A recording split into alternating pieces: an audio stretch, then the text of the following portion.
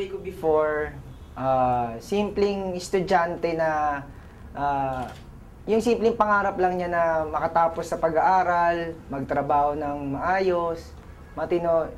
Yun yung buhay ko na before, na sabi ko nga simple lang. Actually, nagko-commute lang ako from Menjola to Galleria, from my house to school. Nasakyan ko LRT, bus, tricycle, jeep.